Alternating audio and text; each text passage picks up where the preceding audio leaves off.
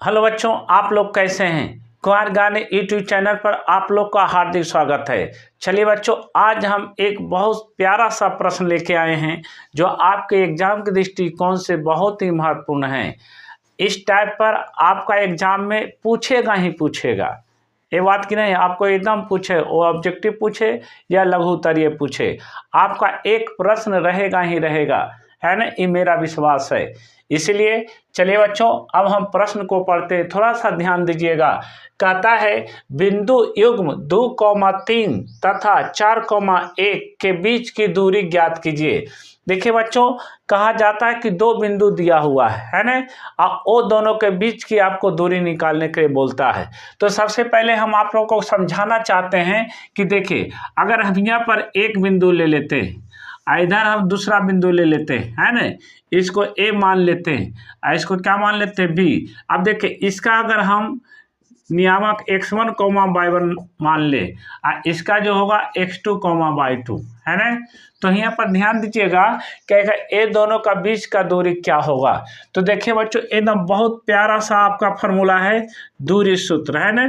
तो देख लिखिएगा कि दूरी यानी ए बी बराबर, देखिए क्या होता है, x1 घटाओ x2, है ना, x1 घटाओ x2 का होल स्क्वायर प्लस y1 घटाओ y2 का होल स्क्वायर का अंडर रूट होता है।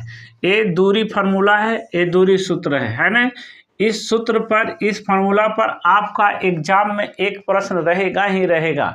तो चलिए देखिए, बहुत सारा बच्चे इसको ऐसे भी लिखते हैं, कोई तरह का दिक्कत नहीं होगा, ऐसे भी आप लिख सकते हैं, दूरी बराबर, है ना, दूरी बराबर A B.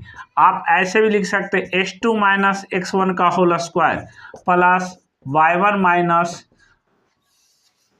y2 minus y1 का होल स्क्वायर। देखिए बच्चों, आप ये दोनों फार्मूला सेम है ना, कोई तरह की परेशानी, कोई तरह से हड़बड़ाहट नहीं होनी चाहिए। आप x1 minus x2 plus y1 minus y2 का whole square, x2 minus x1 का whole square plus y2 minus y1 का होल स्क्वायर, आप इसको इस तरह से भी लिख सकते हैं, कोई तरह का दिक्कत परेशानी नहीं होगी। तो चलिए बच्चों, अब हम ये प्यारा सा प्रश्न का आपको का जवाब देते सिखाते हैं।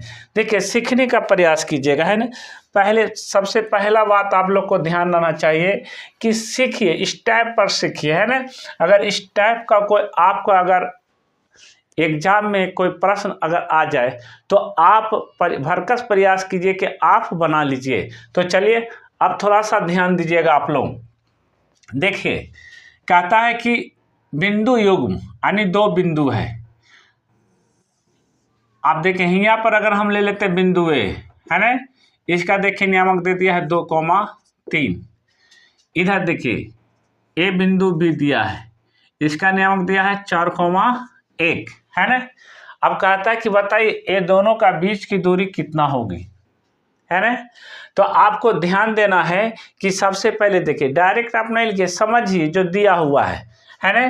तो सबसे पहले हम इसको लिख देंगे बच्चों, दिया हुआ है, क्या लिख देंगे, दिया हुआ है। अब देखिए क्या क्या दिया हुआ है, यहाँ देखिए, इसको x1 कहते हैं, इसको y1 कहते हैं, इसको x2 कहते हैं, इसको y2 कहते हैं। तो यहाँ पर देखिए x1 बराबर आपको 2 हो गया। यहाँ पर देखिए x2 बराबर आपका कितना हो गया, 4 हो गया। वह देखिए y1 कितना हो जाएगा आपका, y1 हो जाएगा 3। और देखिए y2 कितना हो जाएगा आपका, y2 हो जाएगा कितना, 1। अब देखिए आप जानते हैं, है ना, यहाँ पर लिखिएगा बी नो डैट, क्या लिखिएगा, बी नो डैट, मतलब हम जानते हैं, क्या जानते हैं, दूरी बराबर, है ना, दूरी यानी ए बी बराबर, क्या जानते हैं, फार्मूला होता है x1 माइनस x2 का whole square plus y1 minus y2 का होल स्क्वायर का अंडर रूट। अब यहाँ पर देखिएगा, ध्यान दिएगा बच्चों, है ना। अब इसमें क्या करेंगे, हम लोग मान रखेंगे, है ना, क्या करेंगे, मान रखेंगे। देखिए ए दूरी सूत्र का फार्मूला है ना। तो दूरी सूत्र का फार्मूला क्या होता है, x1 माइनस x2 का whole square plus y1 minus y2 का होल स्क्वायर का अंडर रूट। अब देखिए क्या करेंगे, ऊपर से देखेंगे x1 का मान कितना है, इसमें रखेंगे। तो देखिए बच्चों, x1 का मान कितना है, 2 है, तो यहाँ 2 लिख दिए। x2 का मान कितना है, 4 है, तो 4 लिख दिए, है ना, होल स्क्वायर।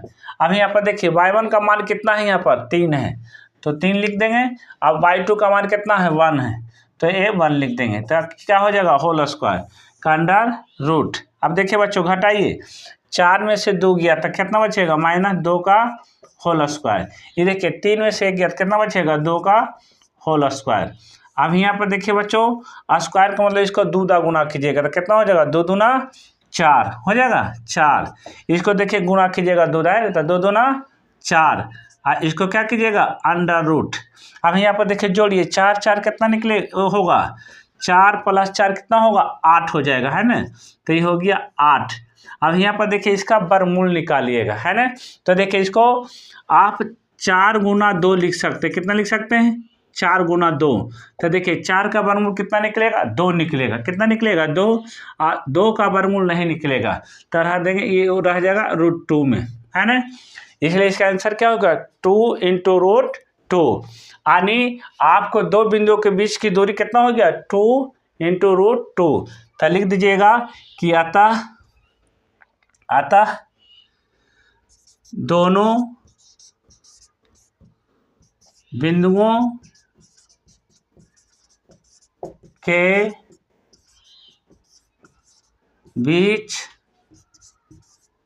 की दूरी बराबर 2 √2 इकाई।